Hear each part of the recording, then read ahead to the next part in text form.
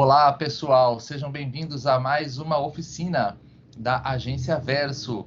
Eu sou Leonardo Ariel e nós vamos conversar um pouquinho hoje sobre comunicação transmídia, transmediação e outros conceitos relacionados a essa matéria super interessante que é comum nos cursos de jornalismo, né, na nossa contemporaneidade. Não era comum há alguns anos atrás e hoje a gente discute muito, fala muito, estuda muito essa matéria.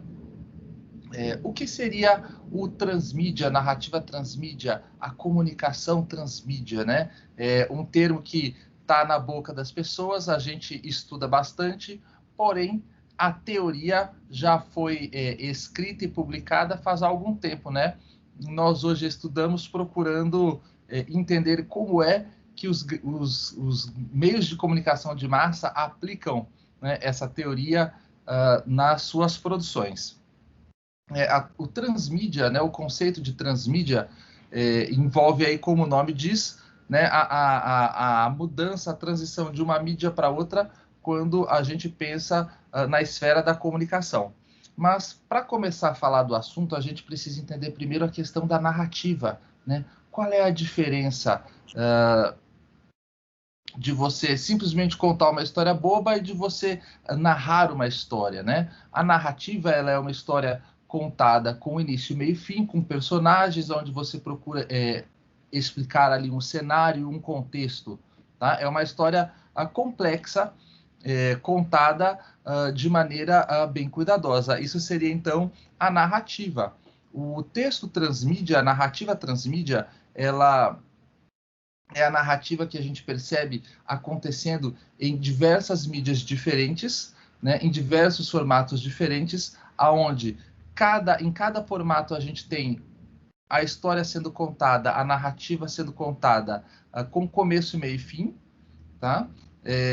E quando você assiste, consome essa narrativa, ela faz sentido sozinha, porque ela tem começo, meio e fim, os seus personagens, os seus dramas, a sua temática. Quando você passa para uma segunda mídia, existe ali uma segunda narrativa com começo, meio e fim que funciona independente da primeira narrativa, né? E você pode, aí, dependendo da complexidade da narrativa transmídia que você for consumir, você pode acessar até 3, 4, 5, 10 histórias diferentes, cada uma com começo, meio e fim. E onde está o transmídia aí? Se cada história sozinha tem começo, meio e fim, quando você consome todas as histórias, você compreende de maneira profunda o cenário no qual essas histórias estão inseridas. Então, a narrativa transmídia é uma narrativa pensada para que você se aprofunde na construção de um cenário. Onde é que a gente vê isso acontecendo de maneira muito forte? Em esferas da comunicação, mas que não necessariamente o jornalismo, né? Para ficar um pouquinho mais fácil da gente visualizar isso e entender. A série dos Vingadores, por exemplo, né? A gente tem, né, acho que mais de 10 filmes.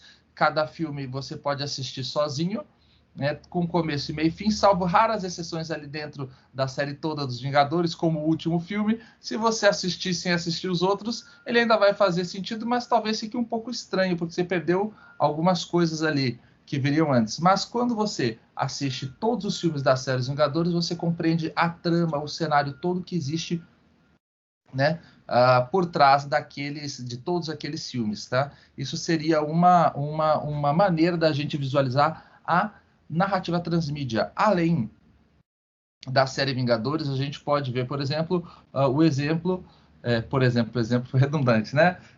De Senhor dos Anéis, que é uma trilogia que é muito famosa no cinema, mas que começa com o lançamento de um livro chamado Hobbit, onde o autor apresenta um cenário e personagens interessantes de fantasia, e de repente ele lança um segundo livro, que é dividido em 3, onde ele aprofunda a história do cenário, porque os leitores dele pediam para que ele escrevesse mais histórias sobre hobbits, né? Com o passar do tempo, as pessoas se encantaram pelo universo que ele criou e ele aprofundou aquele cenário lançando outros livros que contavam histórias que vinham antes da narrativa do Hobbit e do próprio Senhor dos Anéis. o tempo avança e a gente percebe essa narrativa sendo transposta para outras mídias, além do livro, que era o padrão naquela época onde ele foi lançado. Então, a gente tem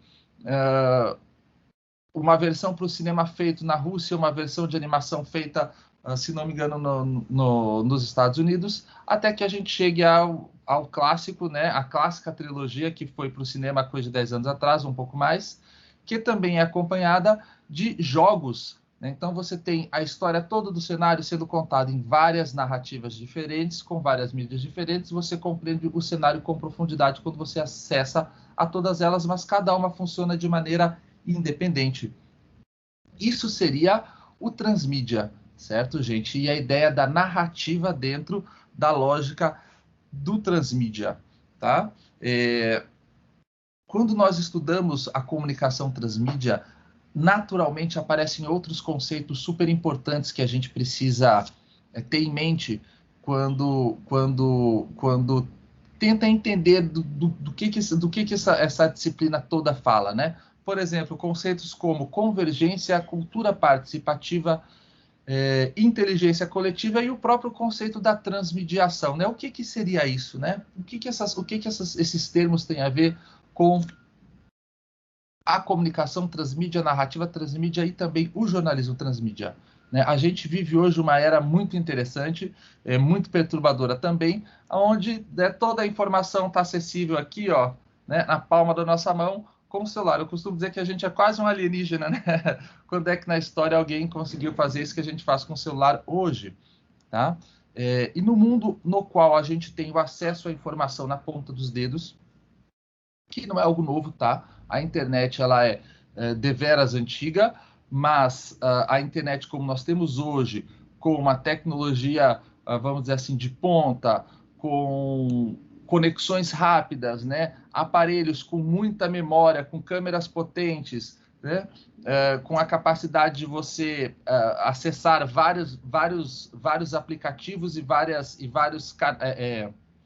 locais da internet ao mesmo tempo, né? Essa realidade super digital que a gente vive hoje permitiu que surgisse o conceito que Jenkins comenta, um autor muito famoso sobre que fala sobre esses assuntos, é o conceito da convergência. O que seria a convergência? A convergência não se limitaria só ao mais básico que a gente pensa, que é o que é convergência? Convergir, né? Tudo convergiu para um celular, né? Eu tenho rádio, foto, TV, vídeo, internet, mensagem. A convergência não é isso aqui, não é convergir para um celular. A convergência, como diz Jenkins, é o que acontece na nossa cabeça.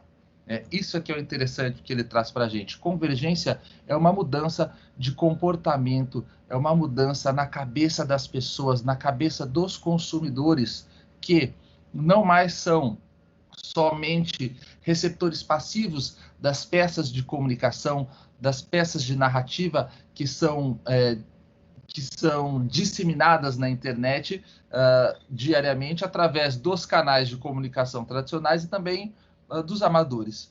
Voltando, né, a convergência, segundo Jenkins, é uma mudança de comportamento na cabeça das pessoas. Não basta ser o consumidor passivo, que era aquela coisa muito teorizada pelos estudiosos no começo do século passado, o pessoal da escola de Frankfurt, né, onde se pensava numa mensagem e o público só receberia, né, e sofreria os impactos, né, daquela produção.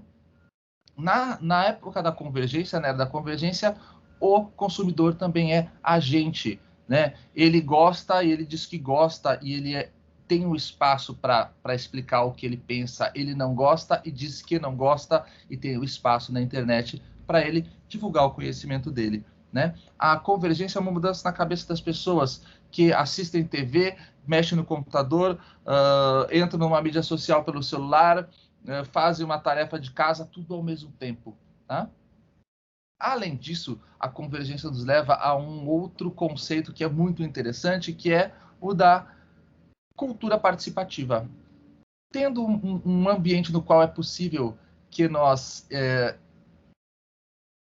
enquanto consumidores, possamos interagir com as peças, né, de narrativa, a cultura participativa lembra que o consumidor ele participa, ele gosta, lida, né, mexe, interage e acaba construindo o seu próprio conteúdo a partir do conteúdo original, né? É como se a gente pensasse, poxa, mas é como se fosse uma pirataria, né? Você consome o produto, acha legal e cria a sua versão, né? Mas entendam, não é uma pirataria. Vamos botar entre aspas isso, porque vocês já viram aquela cena onde um grupo de fãs recria a cena de um filme que eles gostaram ou de um seriado que eles gostaram, ou recriam o clipe que eles mais gostam e lançam na internet, né? A cultura participativa é isso. O consumidor se torna agente dentro dos mecanismos de comunicação, tá? Enquanto o consumidor é agente, ele também encontra outros consumidores agentes e troca informações com eles. Daí a gente chega no conceito de inteligência coletiva. O que seria inteligência coletiva?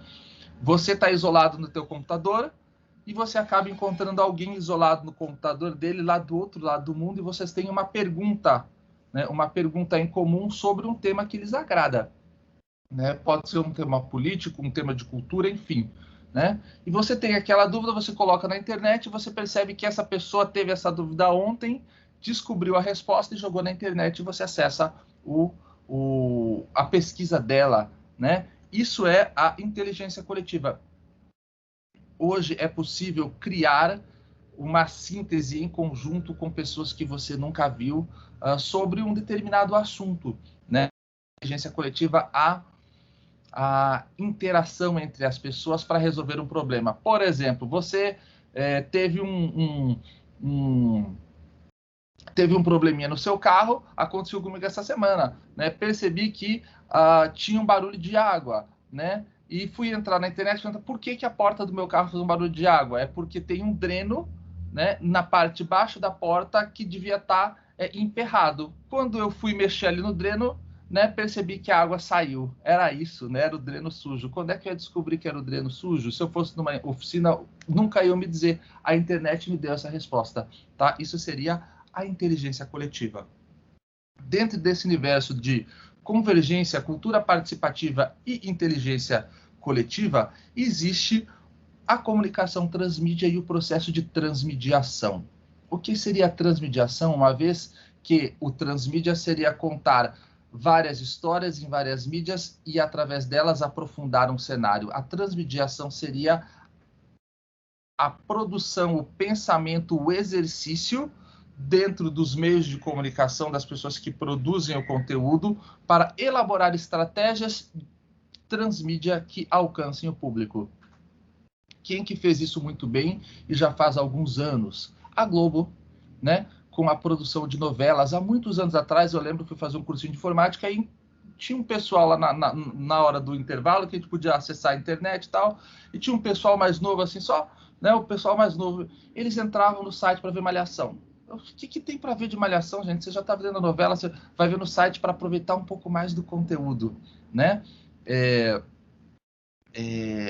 Com essas estratégias, a Globo ela começou a criar um novo ambiente onde as pessoas pudessem continuar consumindo a novela dela, né? E essa experiência da Malhação foi se ampliando e a gente tem esse conteúdo hoje, por exemplo, tem o site G-Show, né, onde ela reúne todos esses conteúdos. Então, existe dentro da Globo, e quem fala isso é a professora Ivana Festini, né, ela tem um artigo muito legal sobre isso, onde ela entrevista produtores de conteúdo transmídia da Globo, e eles mostram isso, né?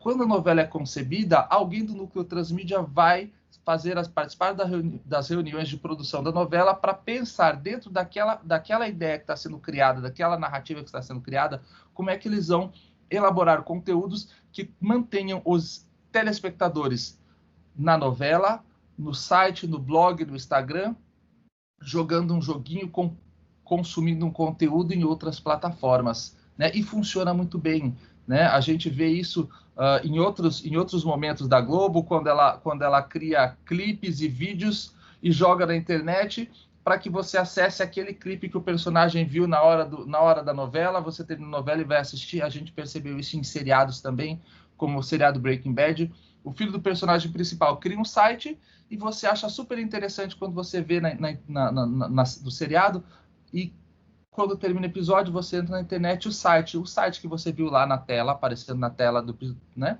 da televisão no meio do episódio, é um site que funciona, você entra lá e consome um pouco mais, né? A estratégia de transmediação é pensar em como é que você vai manter o seu público consumidor o maior tempo possível ali dentro daquela narrativa, certo? Gente, além do transmídia, existem alguns outros conceitos que João Canavilhas traz para a gente, que são muito comuns a gente confundir quando começamos a estudar essa parte de transmídia, narrativa transmídia e transmediação. Porque além do transmídia, existe o conceito de multimídia e o conceito de cross-mídia. O que seria isso? O multimídia, como o nome diz, é o uso simultâneo de várias mídias, né, para você atingir o resultado que você deseja, tá? Já o uso do cross-mídia, por exemplo, o multimídia seria você faz a produção em foto, texto e arte, né? O texto vai para o portal com uma foto acompanhando e com uma arte que explica um diagrama que explica alguma coisa ali, pensando numa matéria, por exemplo, de economia, tá? E o cross-mídia? O cross-mídia dentro do jornalismo seria a cobertura com mais de um meio, onde geralmente a produção pode ser integrada e cada meio valoriza as suas características mais fortes na hora de contar aquela história. Então você tem a mesma história sendo coberta por uma empresa de mídia, onde a TV vai lá contar a história e mostra o lado forte da cobertura audiovisual. O rádio vai lá e mostra o lado forte da cobertura só por áudio. O pessoal de texto a mesma coisa, o pessoal de foto a mesma coisa. E você tem ali cada produção sendo publicada de maneira independente em uma das plataformas daquela empresa de comunicação.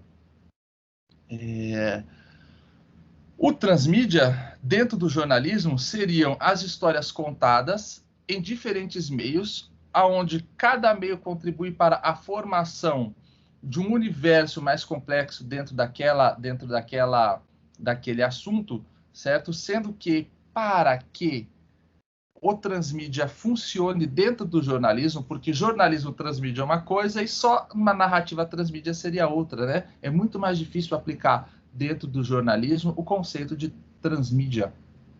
Porque Canavilhas ele dá para a gente algumas características que seriam interessantes a gente conseguir visualizar numa produção jornalística para considerá-la transmídia, né? Ele fala que uma boa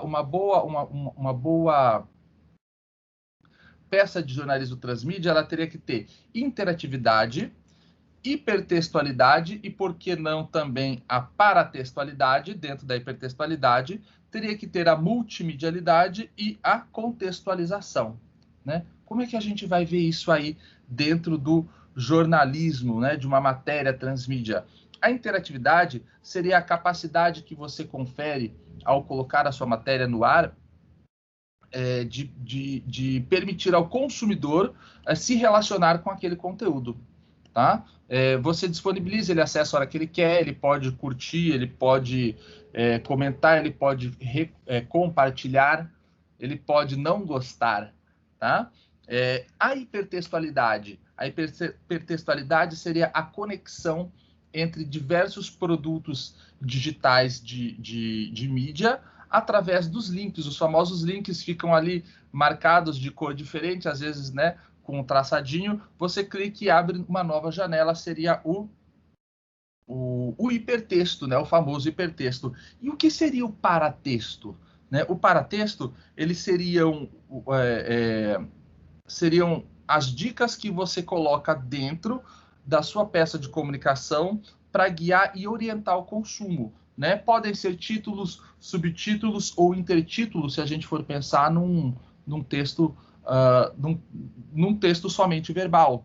Tá? Mas se a gente for pensar no audiovisual, poderiam ser as notas, o convite do apresentador para uma participação, certo? O lembrete para acessar um link, né? Seriam dicas e deixas que você coloca na tela, né, para guiar o consumo, direcionar. A gente vê isso hoje muito essa relação de hipertextos e paratextos com o QR Code. É muito comum hoje os jornais apresentarem um QR Code, né? Muitos teorizam que é algo que já existia, porém que ganhou força com a pandemia. Tá todo mundo trancado em casa, de repente aponta teu QR Code ali, funcionou, você faz uma doação, você para ajudar numa causa, você acessa mais conteúdo, né? Seriam aí os hipertextos e os paratextos. Segundo Canavilhas, um texto transmídia, uma narrativa transmídia jornalística, ela também teria que ter a multimodalidade para tornar a informação objetiva. Não adianta ser só texto, ou ser só foto, ou ser só vídeo. O interessante é que você possa mesclá-los. E, por fim, a característica da contextualização, que seria a maneira que você coloca ali para ajudar o seu leitor a compreender o assunto. A contextualização ela poderia ser diacrônica, que seria o que você pensa antes da notícia, ali dentro das questões de transmediação, né? Para capturar o seu leitor, aquele link que você vai colocar, você vai preparar a matéria para o rádio, mas ela também vai ser transmitida via internet para uma plataforma audiovisual, e no final ainda vai ter uma interação com o chat, alguma coisa, tá? E tudo isso seria questão diacrônica pensada antes, né, no momento da transmediação, e a sincrônica seria pós-notícia, que é onde existe ali a participação do consumidor da notícia, né, que seria a cultura participativa, onde ele interage, ele curte, ele gosta, ele comenta, ele compartilha. Segundo os teóricos, um bom texto transmídia jornalístico, ele é aberto para o público poder continuar produzindo produzindo não, a palavra correta seria rendendo aquele assunto. Né? Você pensou você fez a cobertura, organizou, jogou na internet, as pessoas continuam anos depois daquilo ter sido jogado na web, né, ter sido divulgado, continuam acessando, interagindo, compartilhando. É claro que como o jornalismo tem muito essa questão do factual, é muito difícil a gente ver um exemplo de uma narrativa transmídia jornalística que perdure por muitos anos, que as pessoas continuem acessando e gostando e curtindo e gerando novos conteúdos. Mas, segundo os teóricos como Canavilhas, o ideal para que exista ali uma narrativa jornalística transmídia, uma comunicação jornalística transmídia, é que o espectador possa curtir, acessar e modificar aquele conteúdo no futuro. Bem, eu procurei mostrar para vocês até agora como é que a gente entende esse universo do que seria ali o jornalismo transmídia. Acho que o nosso tempo já está quase acabando, então vou tentar fazer agora um balanço geral do que foi que eu falei. A ideia era discutir hoje a comunicação transmídia, a narrativa transmídia. Dentro do jornalismo, a gente procura entender o que é uma narrativa, para entender como funciona a narrativa transmídia, que acontece em diversas mídias, para a construção de um cenário com mais profundidade.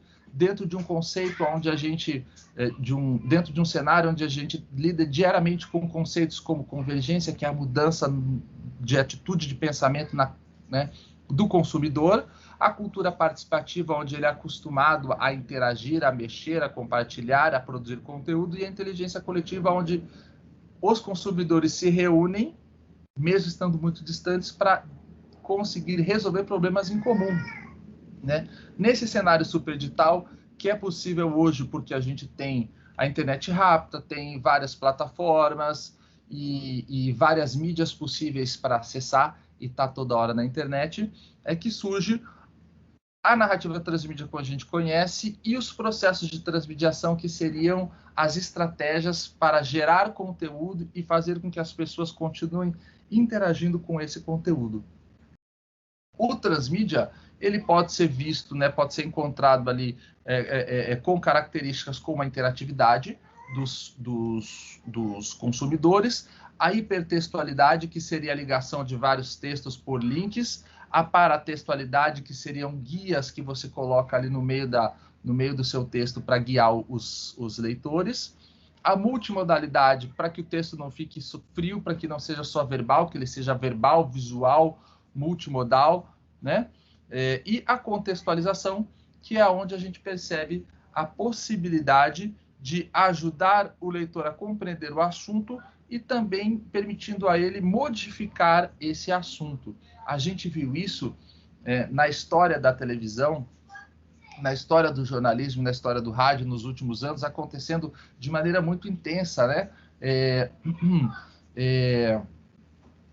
Várias empresas de mídia apresentaram experiências muito interessantes. A gente vê o pessoal do Jornal do Comércio fez a TVJC, né? Em onde eles produziam conteúdo exclusivo para o Facebook, ao mesmo tempo que estava para o Facebook, para o YouTube, ao mesmo tempo que eles estavam produzindo um jornal para a televisão aberta, né? E produzindo um jornal impresso. Hoje o jornal impresso do JC acabou, eles pararam de rodar o jornal impresso, como já vem acontecendo com algumas empresas, e eles começam a estender essas estratégias dentro da internet, que são estratégias sempre ligadas a essas questões de transmídia, de crossmídia e multimídia. Aí, para lembrar, o crossmídia é a cobertura do mesmo fato por vários meios diferentes, onde cada meio mostra ali a sua força, tá?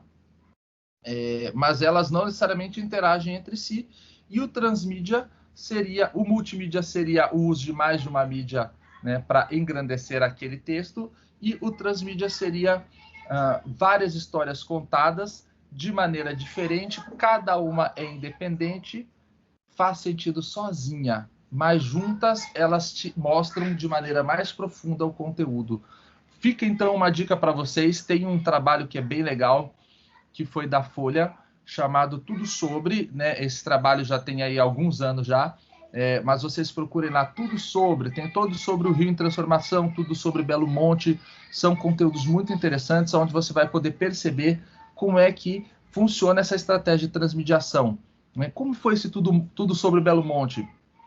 A Folha fez uma cobertura profunda e bem elaborada sobre a construção da hidrelétrica de Belo Monte e fez uma série de reportagens em vídeo para contar vários aspectos diferentes dessa transformação, fez uma série de reportagens em texto para contar outros aspectos diferentes dessa transformação, fez uma série de fotografias, né, reportagens fotográficas, preparou ainda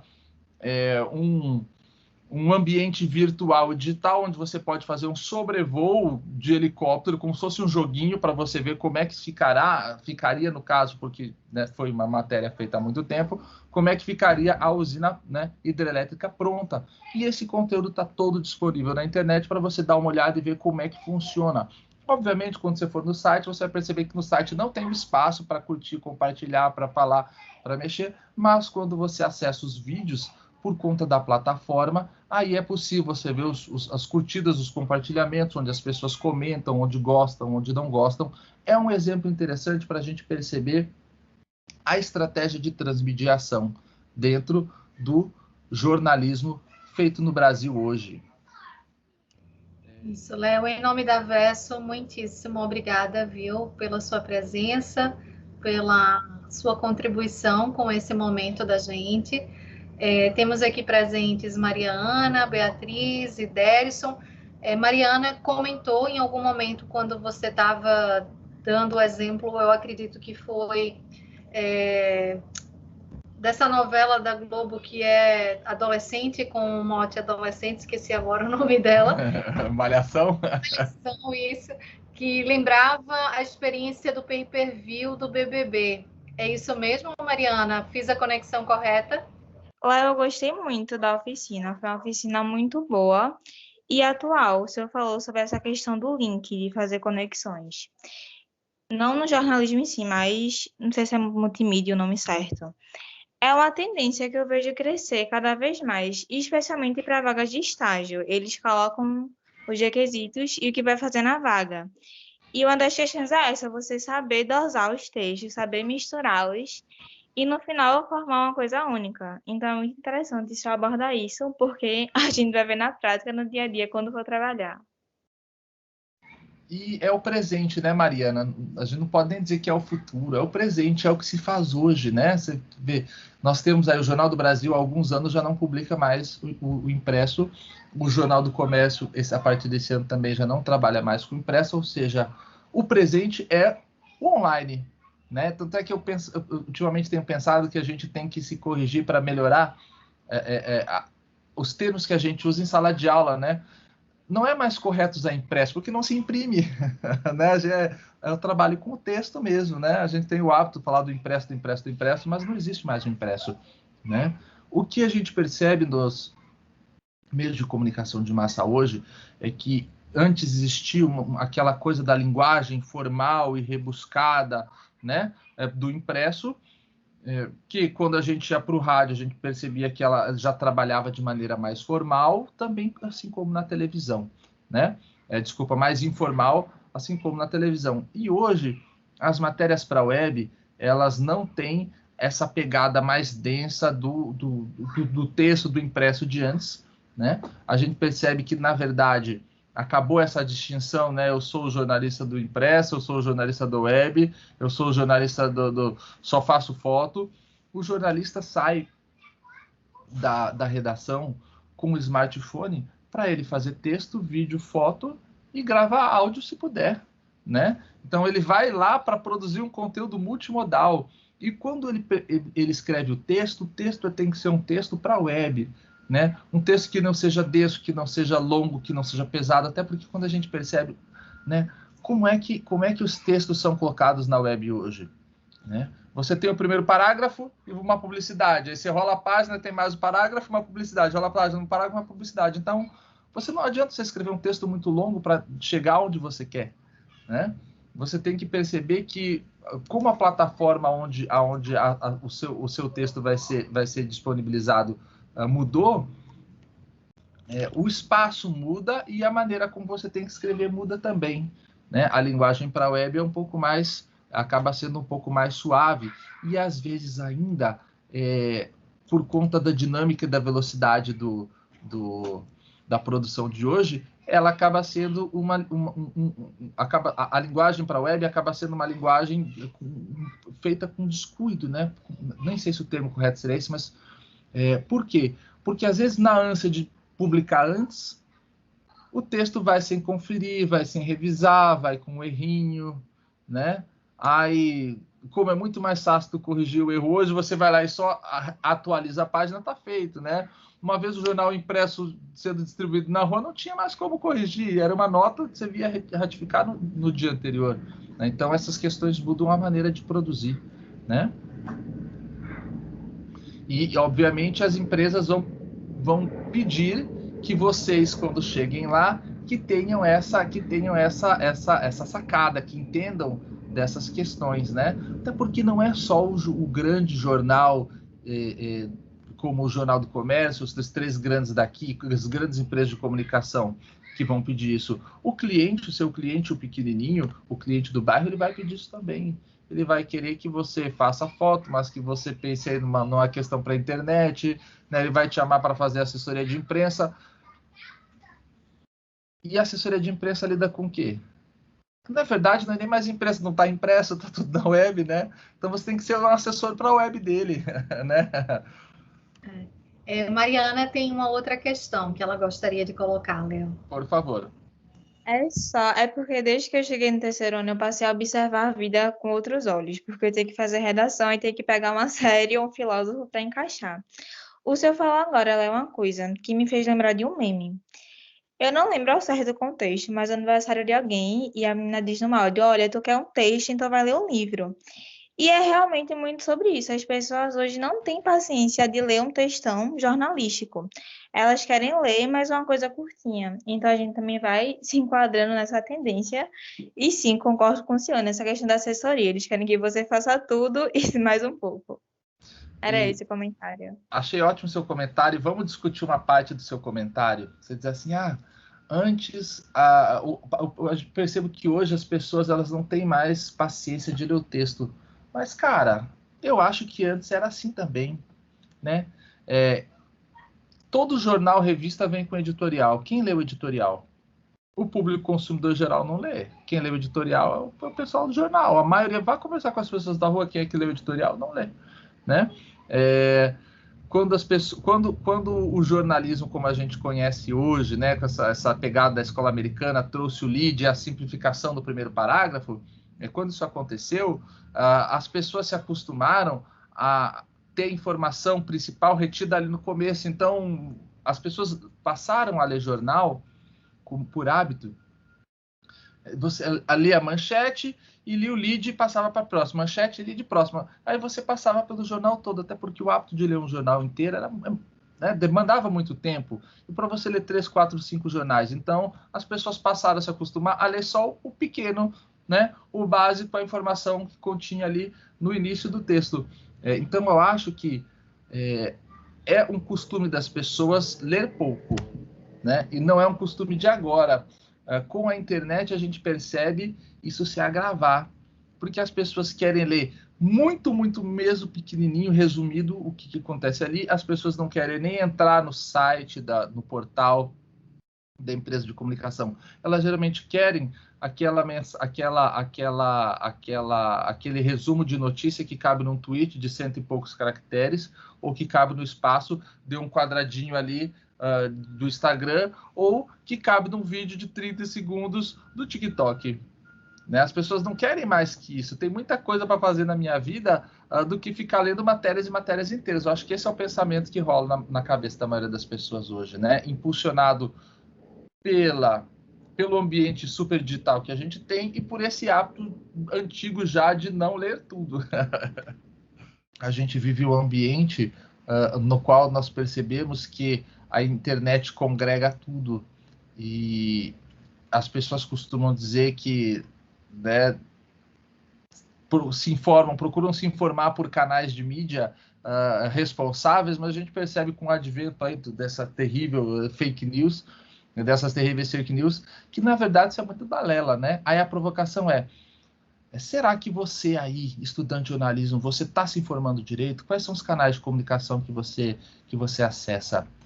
E se você acessa os canais tradicionais, né, teoricamente os grandes meios de massa, você consegue perceber a diferença de um site fake, de um site falso para um site real? Eu vi um dia desse na televisão essa discussão, né? A pessoa não percebeu que ela estava sendo enganada, porque o site parecia o site original. Você consegue perceber essa diferença? Né? Comece a prestar atenção nos detalhes que existem ali. Eu falei sobre paratextualidade, que seriam ali as dicas que ajudam a guiar e orientar o consumo. São nesses detalhes de paratextualidade que você acaba percebendo que o site é o G1 ou é um site fake que só botou uma tarja vermelha ali para aparecer com a cor do G1, né? Que você está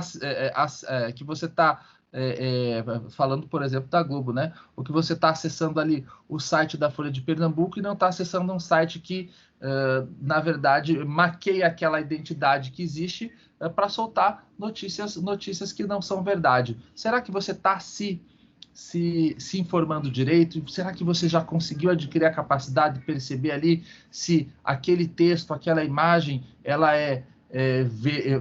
vem de uma produção verídica ou se é algo mentiroso, né? É muito importante estar preparado para o jornalismo de hoje para perceber essas nuances, certo, pessoal?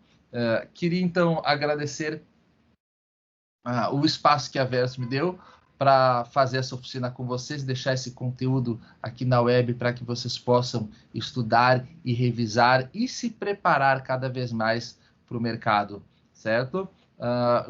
Aproveito para lembrar que essa gravação, essa aula, essa oficina vai estar disponível nos canais da Verso. Vocês entrem, curtam, compartilhem, façam isso que o Transmídia pede, né? Interajam aí com o conteúdo, comentem se vocês gostaram, se vocês não gostaram, o que foi legal, o que não foi legal, para que a gente possa sempre melhorar, nos atualizarmos e melhorar, ok? Gente, muito obrigado e até a próxima!